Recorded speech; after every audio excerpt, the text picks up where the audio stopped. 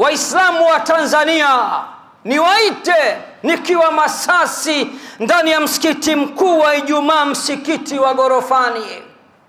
Msipomshukuru Mungu nyinyi wa Tanzania kwa neema zake mbalimbali, kwa neema ya amani, neema ya utulivu, neema ya riziki, hata kama sio kwa kiwango unachokitaka wewe, na mkishukuru kidogo atakuongezeni kitakuwa ni kingi. Leo kuna Waislamu wangapi kama hawana ndio wacha Mungu wazuri, wakipata tu wanabadilika, wanakata kamba. Subhanallah. Na angalieni kuna mahusiano gani baina ya pesa na matamanio ya nafsi. Mtu akipata laki tu atanikoma wanawake. Ndio Mungu anakuambia ubora baki hivi vinampenda huyu, atakuwa mzinifu. Na zina, ndugu zangu, ni dhambi ya 3 kwa ukubwa mbele ya Allah kwa mujibu wa suratul Furqan. Kwa hiyo mtu yoyote atakayetumia neema za Allah ndivyo sivyo, anahesabiwa amekufuru neema ya Allah. Msimu wa pili wa korosho, Allah ataleta wadudu, ataleta nyani, ataleta ngedere, gunia zinapungua. Anasema kuna mkono wa mtu, kuna mchawi. Kumbe kuna mchawi mwenyewe. Kila anapopata pesa saa ya chini napiga hivi. Ndugu zangu Waislamu, anwani ya khutba yetu ya leo, kichwa chake cha habari kinatuambia zijue sifa 5 za wenye kukufuru neema za Allah. Zijue sifa 5 za wenye kukufuru neema za Allah. Ndugu zangu Waislamu, Allah subhanahu wa ta'ala ametuneemesha neema nyingi sana, neema kede kede, neema kem. Tunazozijua katika neema hizo ni chache mno. Allah ndani ya Qur'an katika suratul Balad anatuambia alam naj'al lahu aynaini, hivi mwanadamu sijampa neema ya macho mawili, sijampa neema ya kuona, walisanan wa shafataini, sijampa ulimi na midomo miwili, lipsi mbili, wahadainahu najidain, na tukamuongoza katika njia. Neema za Allah hatuwezi kuzihesabu. Pumzi ni neema ya Allah, kuona ni neema kubwa ya Allah, kusikia ni neema kubwa ya Allah, kuwa na viungo kamili ni neema kubwa za Allah. Ila ni wachache wenye kutambua neema za Allah. Wengi wanadhani neema ni mtu kupewa pesa. Wama adraka ma pesa. Pesa pia ni katika neema za Allah. Riziki pia ni katika neema za Allah. Vyakula pia ni katika neema za Allah. Vinywaji pia ni katika neema za Allah. Allah anatuambia ndani ya suratu Ibrahim, wa ataakum min kulli ma sa'altumuh, na Allah amekupeni kila mulichomwomba. Wa in ta'uddu ni'matallahi la tuhsuha, na mkisema muketi pamoja muweze kutafuta, kuhesabu, kuandika, kuorodhesha, kudhibiti neema za Allah, hamtoweza kutokana na wingi wake. Innal insana la dhalumun kaffar, hakika ya mwanadamu ndiye mwingi wa dhulma, anajidhulumu mwenyewe na ni mwingi wa kukufuru neema za Mola wake. Sasa leo mimi na wewe tunataka tuzungumzie neema mbalimbali za Allah jalla fi'ala. Na kabla ya kukupa sifa 5 za wenye kukufuru neema za Allah, sifa 5 za wasiojua kuzitumia vizuri neema za Allah, nikupeleke mara moja katika suratu Ibrahim na katika suratu Nahli, kisha turudi katika mada. Suratu Ibrahim aya nambari 24, Allah anatuthibitishia kuna watu wanakufuru neema zake. Maskini wa Mungu pengine wanajua au hawajui ya kuwa hapa anakufuru neema za Allah. Allah anasema, alam tara ila alladhina baddalu ni'matallahi kufra wa ahallu qawmahum daral bawar jahannama yaslawnaha wa bi'sal qarar. Hivi hujapata kuona wale waliobadilisha neema za Allah kwa kukufuru na kuwapelekea watu wao kuwa na mafikio mabaya siku ya Kiyama? Ni moto wa Jahannam na ni pahala pabaya sana mtu kufikia. Katika suratu An-Nahli aya 112 Allah anatuambia miongoni mwa neema zake ambazo tunazikufuru mara kwa mara ni kama ifuatavyo: wadaraba Allahu mathalan qaryatan kanat aminatan mutma'innatan ya'tiha rizquha ragadan min kulli makan فكفرت بأنعم الله فأذاقها الله لباس الجوع والخوف بما كانوا يصنعون. Na amepiga Allah mfano wa kijiji ambacho Allah alikijalia neema zifuatazo. Allah amekijalia neema ya amani. Mosi. Pili, neema ya utulivu.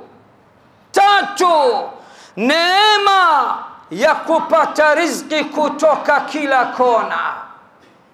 Kuna kijiji hapa Allah anatupigia mfano zama zilizopita.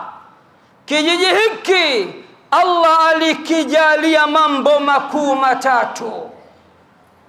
Alikijalia na akawajalia wanakijiji wale: mosi, kuwa na amani; pili, kuwa na utulivu; tatu, mambo yanaenda, riziki zinakuja kwa rahma na baraka za Allah. Fakafarat bi an'umillah, kijiji hiko kikakufuru neema za Allah, neema ya amani, neema ya utulivu na neema ya riziki. Allah alipoona sasa wanakufuru neema zangu, akaanza kuwaonjesha adhabu, akawavisha vazi lifuatalo: فأذاقها الله لباس الجوع والخوف. Allah akakivisha kijiji hicho vazi la hofu, kisha akakivisha tena vazi la njaa. Bima kanu yasnaun, kwa yale ambayo waliokuwa wakiyafanya. Nini maana yake? Maana yake, Allah kama amekupeni amani, shukuruni. Hata kwa 70% au 80% shukuruni. Kuna watu katika nchi zao Ijumaa kama ya leo hawana uhakika wa kuswali, na wakiswali bomu linaweza likatoka pa kutoka na wakajikuta wote wamekufa katika msikiti ule. Lazima umshukuru Mola wako kwa neema ya amani, utulivu na riziki anayokupa, hata kama unaiona ni riziki ndogo. Ukishukuru kidogo, Allah atakuzidishia kingi. Ukisema maisha haya bwana hakuna mpango, mambo ni magumu, mimi ni fungu la kukosa, pango pakavutia mchuzi, na utakuwa fungu la kukosa kwa sababu huna shukrani kwa Mola wako. Kwa hiyo Waislamu, kabla kuingia sasa ndani ya mada husika, nikwambiani tu Waislamu wa Tanzania, niwaite nikiwa Masasi ndani ya msikiti mkuu wa Ijumaa, msikiti wa Gorofani. Msipomshukuru Mungu nyinyi wa Tanzania kwa neema zake mbalimbali, kwa neema ya amani, neema ya utulivu, neema ya riziki, hata kama sio kwa kiwango unachokitaka wewe, usiposhukuru kidogo Mungu hata kupeni, na mkishukuru kidogo atakuongezeni, kitakuwa ni kingi.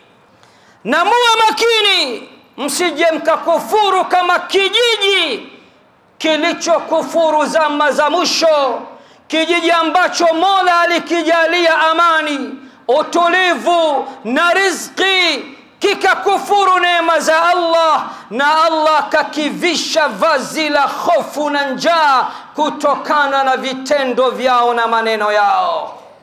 Huu ndio ujumbe wangu kwa Waislamu na Watanzania kwa ujumla. Njoo sasa usikilize watu watano wanaokufuru neema za Allah, au sifa tano za wenye kukufuru neema za Allah. Sifa ya kwanza ya wenye kukufuru neema za Allah, adamu shukri llahi ala ni'am. Mtu wa kwanza anayekufuru neema za Allah siku zote ni yule ambaye aliyekosa shukrani kwa Mola wake, asiyemshukuru Mola wake kwa alichompa, aka mzee wa tamaa, aka anataka tu. Ili uzidishiwe kidogo ulicho nacho, lazima umshukuru kwa Mola wako kwacho, ili Mola wako akuongezee kingi. Twende katika suratu Ibrahim aya ya 8, msikilize Mola anasemaje. Wa idh ta'adhana rabbukum la in shakartum la azidannakum. Nakumbukeni alipotangaza Mola wenu mlezi ya kwamba mkiwa na tabia ya kunishukuru kwa yale ninayokupeni, basi nami nitakuzidishieni.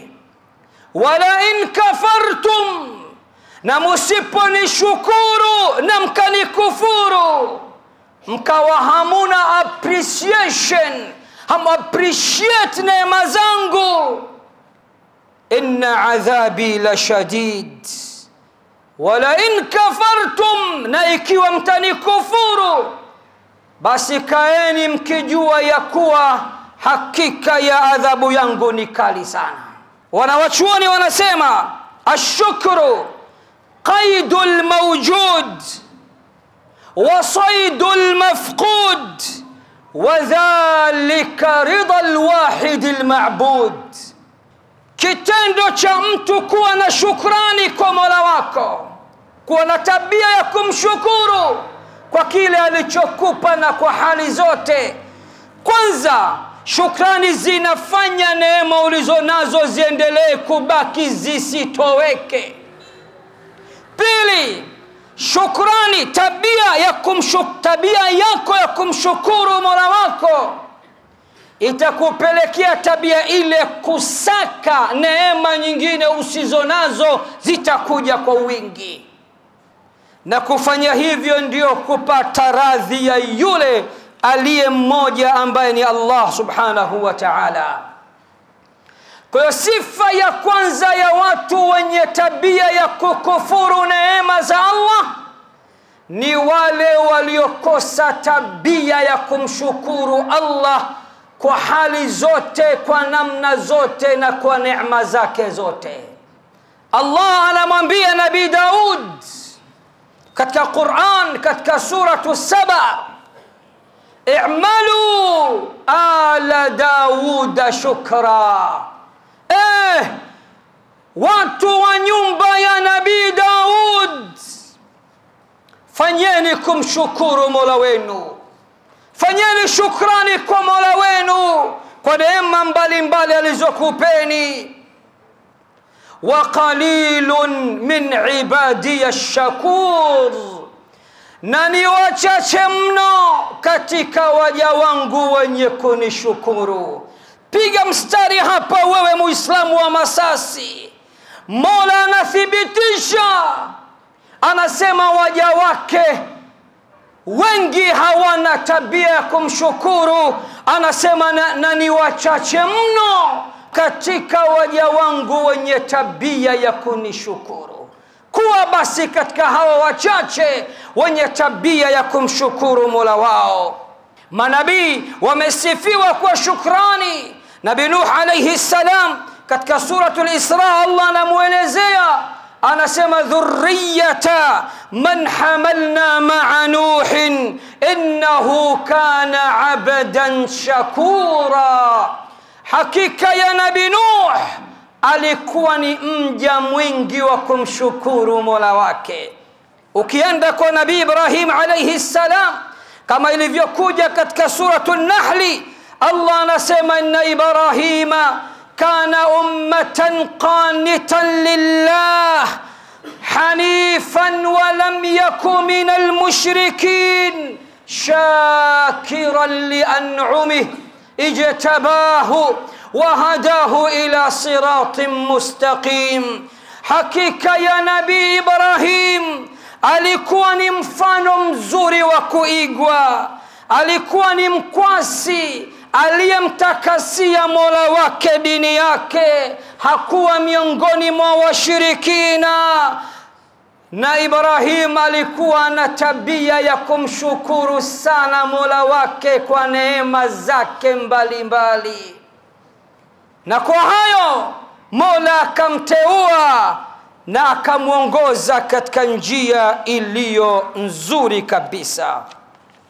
Kwa ndugu zangu, sifa ya kwanza ya mtu asiyekuwa mwenye tabia ya kumkufuru Mola wake au kukufuru neema za Mola wake ni yule asiyekuwa na shukrani kwa Mola wake. Ili ashukuru lazima apewe sana, na akipewa sana pia ataona bado sijapata sana, mpaka ataingia kaburini hatoshukuru. Shukuru kidogo, Allah atakuzidishia. Na Bwana Mtume anasema man la yashkuru qalilan la yashkuru kathira, asiyeshukuru kidogo hawezi kushukuru hata kingi.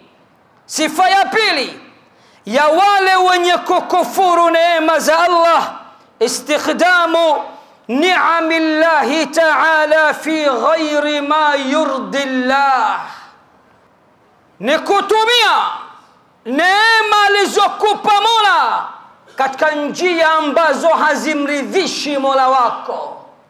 Hapo unahesabiwa umekufuru neema ya Mola wako.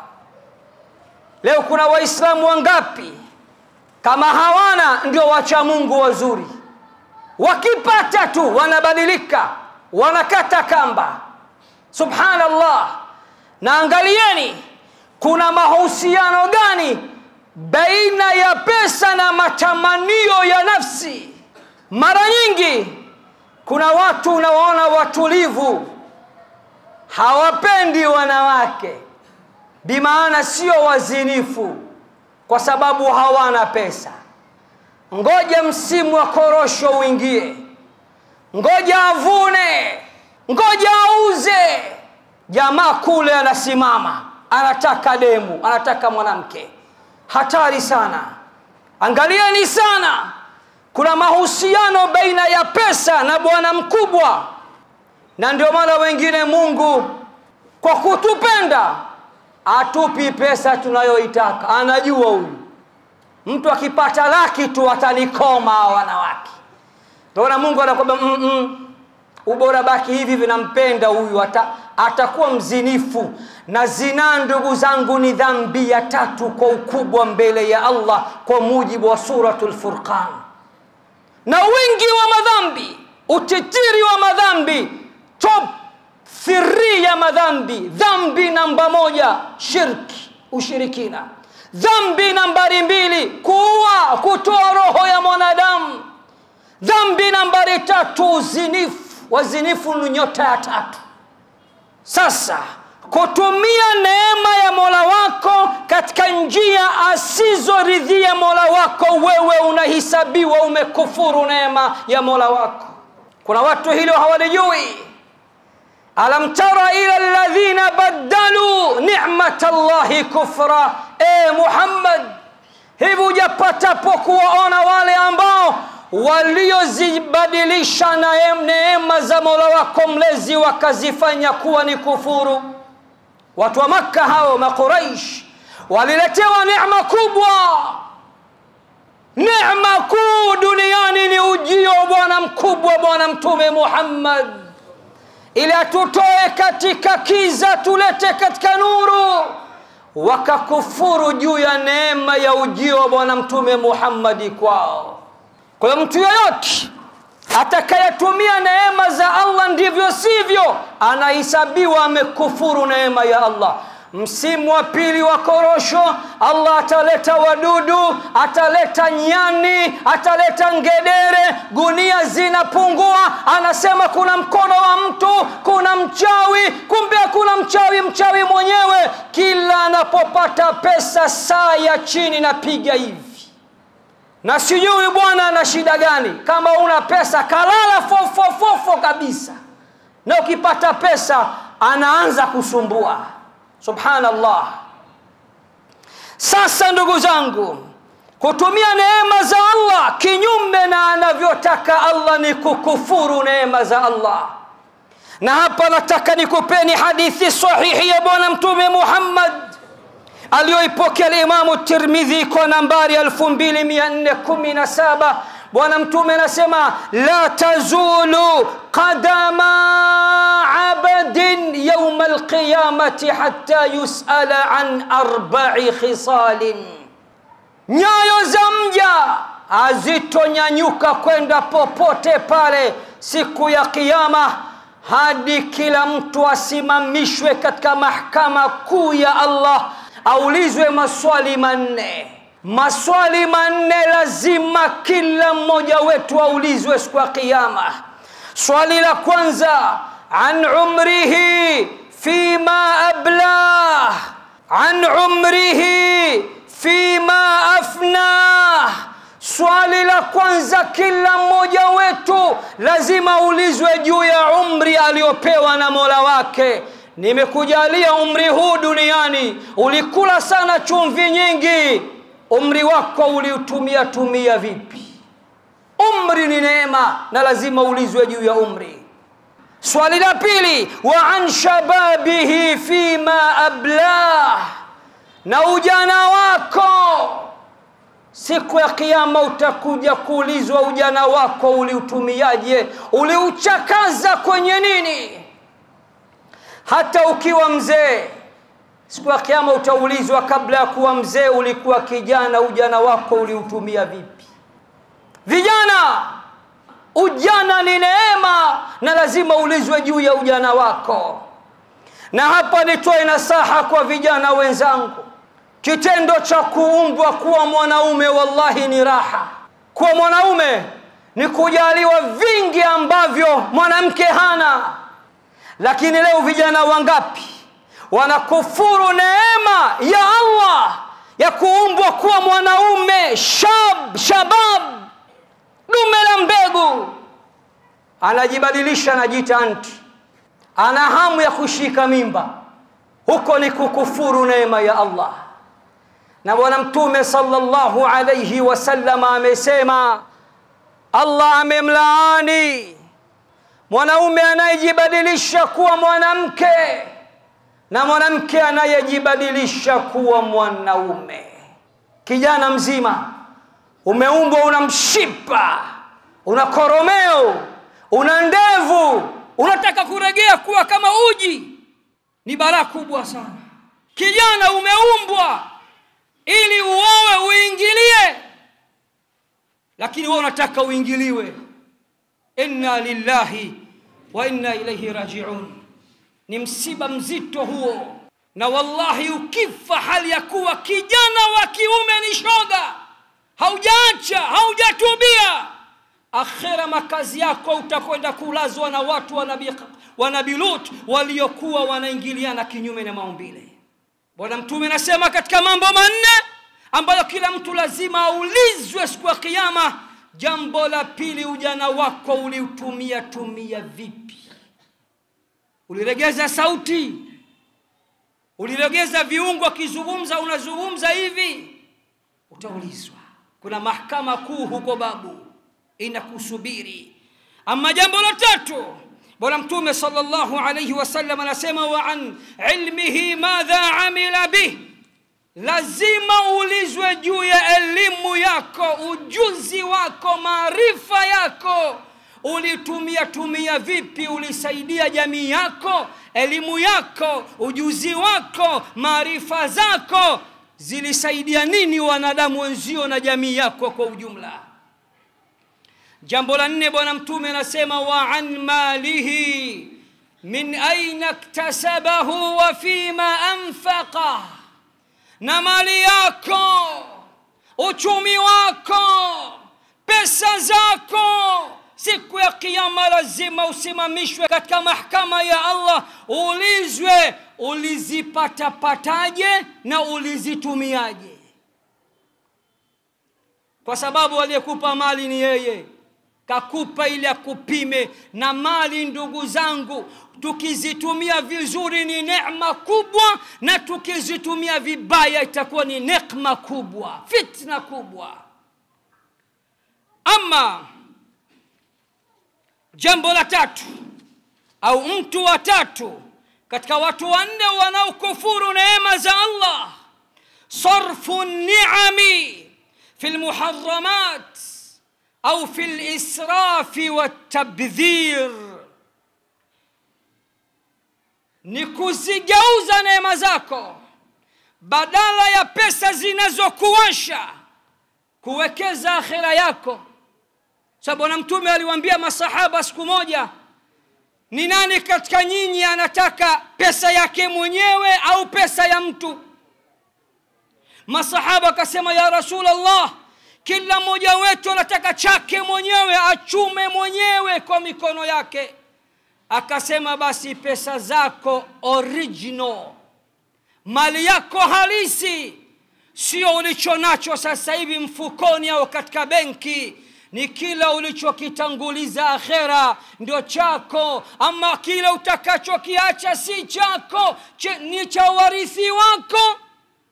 Na hujui ukiondoka duniani watoto wako watapigana, watarogana, watauana kiasi gani kwa ajili ya mali yako.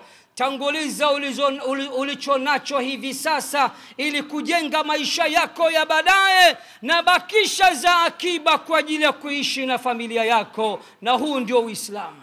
Kutumia vibaya pesa zako, kufanya sherehe mbalimbali zilizo haram, ngoma, kitchen parties, sijui kulewa, wewe unahisabiwa ni miongoni mwa wale waliokufuru neema za Allah subhanahu wa ta'ala. Na Allah subhanahu wa ta'ala anatuambia ndani ya Qur'an katika suratul A'raf, wakulu, nakuleni, washrabu, nakunyweni, wala tusrifu, na wala msifanye israf, msifanye ubadhirifu, msitumie kwa fujo. Inna Allah la yuhibbul musrifin. Hakika ya Allah siku zote hapendi wale wenye kutumia mali zao vibaya. Na akatuambia katika suratu Zumar, in takfuru fa inna Allaha ghaniyun ankum, ikiwa mtakufuru basi kumbukeni ya kuwa hakika ya Allah si mwenye mahitaji kwenu nyinyi. Hawahitaji Allah, ni nyinyi mnamhitaji Allah. Wala yarda liibadihi al-kufr, na wala Allah haridhi waja wake kukufuru. Wa in tashkuru yardahu lakum, na ikiwa mtamshukuru basi hicho ndicho anachokiridhia yeye, tumshukuru na wala tusimkufuru. Kwa hiyo mtu wa tatu anayekufuru neema za Allah ni yule ambaye akipata hafikiri kupeleka msikitini, hafikiri kujenga kituo cha Kiislamu, hafikiri kusapoti akina mama wa Kiislamu maskini wa Mungu, wana imani kubwa ya dini kuliko sisi, wanapambana wenyewe kama jeshi la mtu mmoja. Wewe ukipata chako ufikirini kasapoti umoja ya Waislamu wenzangu akina mama hawa ili waweze kuendeleza harakati zao za kidini. Wewe unafikiria mambo mengine tu, hakika yako utakuwa umekufuru neema za Mola wako mlezi. Ama mtu wa nne, ndugu zangu, anayekufuru neema za Allah, nisbatu ni'mati ila ghairi Allah, ni kunasibisha neema kwa asiyekuwa Allah, kwamba hichi bana nimekipata kwa ujanja wangu. Pambana kijana wewe, mimi ni mwanaume wa shoka, mimi napiga kazi na upiga mwingi, usiona hivi maendeleo yangu bure bure, nimepambana mimi. Wewe anajisifia kana kwamba anawaambia watu alichokipata akapata kwa ujanja wake, uhodari wake, elimu yake na usomi wake. Au mwingine anakuambia baba alikuwa mjanja sana. So babako wewe lofa, mzee kanaachia mashamba ya korosho, mzee kanaachia majumba kila kona, Masasi kaacha nyumba 5, Mtwara mjini kaacha nyumba ngapi? So babako wewe alikuwa anacheza. Yani hasemi kwamba kila alichonacho kapewa na Allah. Neema za Allah anaziegemeza kwa viumbe ndio waliompatia na sio aliyempatia Allah. Na tabia hii ni tabia ya Qarun, waziri mkuu wa Firauni. Qarun Allah alimpa mali nyingi sana, kiasi ambacho mpaka funguo za nyumba zake, gadauni zake, kampuni zake, ofisi zake, kwa wingi wa funguo zake zilikuwa zinabebwa na farasi. Mwanadamu hawezi kubeba, au wabebe watu wenye nguvu. Jinsi alivyokuwa ni tajiri mkubwa sana. Siku moja akajitokeza hadharani kukufuru neema za Allah, na akadai kwamba vyote alivyo navyo hakupewa na Allah. Na Allah ndipo alipoiangamiza, alipoiagiza wizara ya maangamizi. Mbinguni kuna wizara ya maangamizi. Allah akatoa agizo kwa malaika wake, ambaye ndiye amekabidhi funguo za riziki kwetu sisi. Fungua kwa huyu, funga kwa huyu, mimina mvua huku, hapa usimimine mvua. Malaika anaisimamia wizara ya riziki. Allah akamwambia Qarun amechupa mipaka, Qarun amekuwa jauri, Qarun anaona yeye kapata kwa elimu yake na ujanja wake. Malaika wangu na kuagiza, shughulika na Qarun. Kipi kilichotokea na yapi yaliyojiri? Aqulu ma tasma'un wastaghfirullah li wa lakum fastaghfiruhu innahu huwal ghafurur rahim wa huwal barrul karim.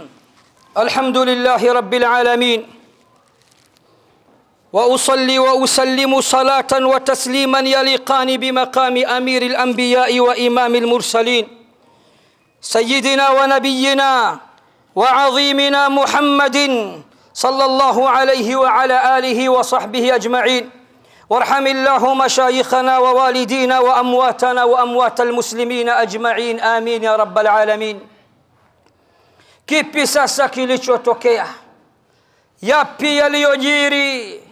Allah anasema inna Qaruna kana min qaumi Musa fabagha alayhim وآتيناه من الكنوز ما إن مفاتحه لتنوء بالعصبة أولي القوة إذ قال لقومه الله أكبر.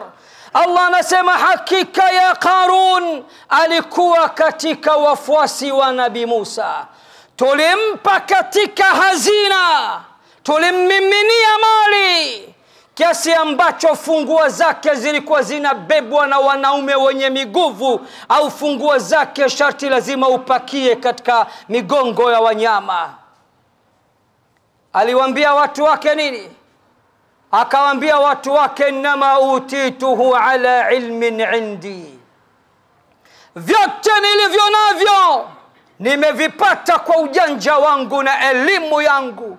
Nimesoma mimi wewe na degree na masters na PhD. Kumbe hajui ya kuwa vyeti sio sababu ya mtu kuwa na riziki kubwa. Wanyama wanaishi, ndege wanaishi, wana degree zipi, masters zipi, lakini aliyewaumba anawapa riziki. Allah kaagiza wizara ya maangamizi ndani ya mwaka mmoja, vyote alivyo navyo afilisiwe. Fakhasafna bihi wa bidarihi al-ard. Kilichofanyika ndugu zangu, malaika waliambiwa didimiza kila anachomiliki ardhini, vitu vyake vilijizika vyenyewe. Gorofa linadidimia, ardhi inapasuka, linazama, gadauni zinazama, mashamba yanazama. Karuna amejikuta pango pakavutia mchuzi, mswaki wa kupigia hana, kwa sababu alikufuru neema za Allah na akadai ya kuwa alivyonavyo ni vya kwake yeye mwenyewe na wala hakupewa na Allah subhanahu wa ta'ala. Allah anasema awalam ya'lam anna Allah qad ahlaka min qablihi min alquruni man huwa ashaddu minhu quwwa. Hivi hajui ya kuwa huyu hakika ya Allah ameangamiza watu mbalimbali wenye nguvu na vipato kabla yake yeye. Kwa jambo la nne ndugu zangu, kila ulicho nacho kiegemeze kwa Allah, jishushe kwa Allah. Sema sio kwa ujanja wangu, Allah mwenyewe ameamua kuniruzuku hili, Allah ananipima, Allah kanipa mtihani wa mali. Kwa mnyenyekevu Allah atakuongezea. Ukipandisha mabega juu ukakoa yes no, mzungu kala fenesi, eti unajua sana Kiingereza, unajua sana kuongea Kizungu, ndio maana una mali na mashamba, Allah atakufilisi kama alivyomfilisi Qarun. Sikiliza Allah anasemaje katika suratul Nahl aya nambari 53. Allah anasema wama bikum min ni'matin famin Allah. Allahu akbar. wama bikum min ni'matin famin Allah. Na wala hamuna neema yoyote, na wala neema zote mulizonazo mukae mukifahamu zimetoka kwa Allah. Hakuna hata moja tulichokipata kwa ujanja wetu wala urithi wetu, ni Allah aliyetupa. Ikiwa itikadi hii kwamba kila ulichonacho kimetoka kwa Allah, hujapewa na baba wala babu, hakuna ujanja wako, hakuna uhodari wako, hakuna elimu yako, hakika wewe unashukuru neema za Allah. Ikiwa kinyume chake, wewe utakuwa ni miongoni mwa waliokufuru neema za Allah. Na ndio maana Allah akasema katika An-Nahl aya nambari 83, ya'rifuna ni'matallahi thumma yunkirunaha wa aktharuhumul kafirun. Wanazijua neema za Allah lakini wanazikanusha, lakini wanazikufuru, na wengi wao ni wenye kukufuru na wala sio wenye kushukuru. Nataka nihitimishe khutba yangu sifa ya tano ya watu watano wanaokufuru neema za Allah, wanaozikufuru neema za Allah. Mtu wa tano au sifa ya tano, i'ta'u an-ni'ami liman la yastahiqquha.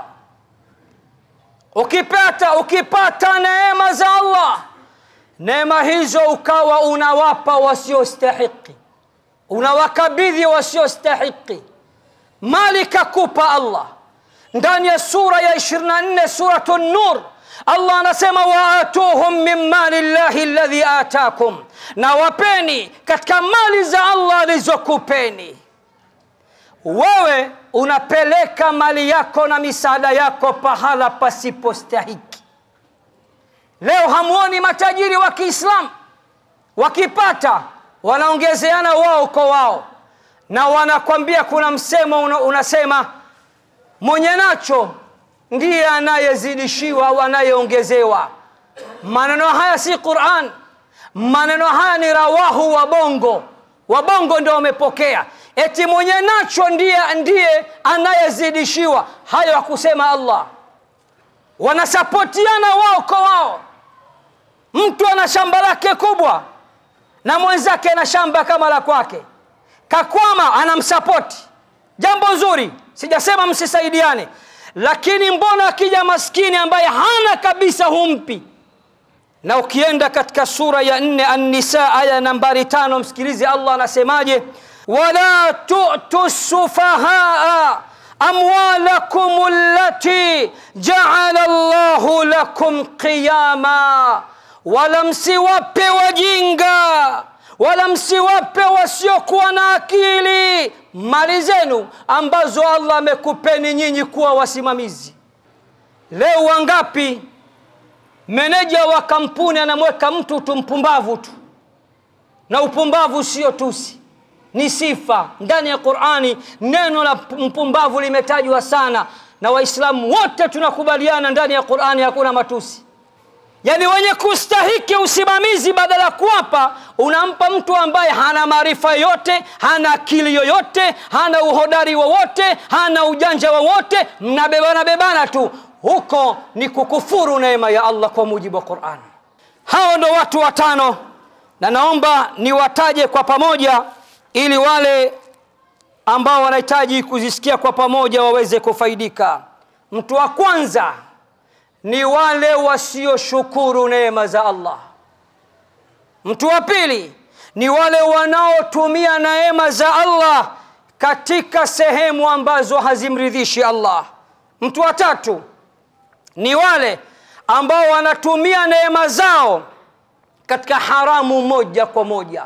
Atasimama kulewa kwa sababu hana pesa, atasimama kuzini kwa sababu hana pesa, akipata wembe ule ule.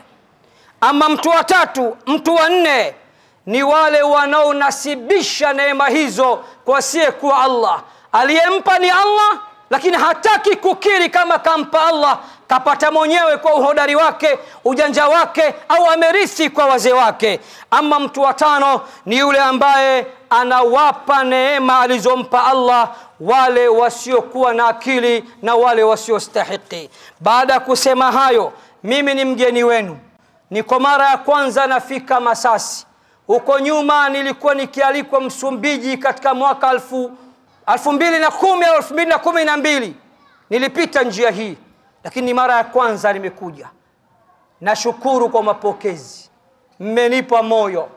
Mmenitamanisha hata siku nyingine mkinialika kwamba kule kuna Waislamu wanapenda sana chakula cha roho, wanapenda da'wa. Kubwa lililonileta ni kongamano la kina mama ambalo leo rasmi linafunguliwa. Na mimi wamenialika kuwa mgeni rasmi. Na lengo lao kina mama hawa ni kumalizia jengo lao lililosimama ambalo wanataka kukamilisha harakati zao. Basi ombi langu kwenu, kila mmoja wenu awasapoti kina mama kwa maslahi yetu sote na maslahi ya dini yetu, ili waweze kukamilisha. We mwanaume, hata kama kesho kongamano alikuhusu, njoo ulete bahasha ulionayo.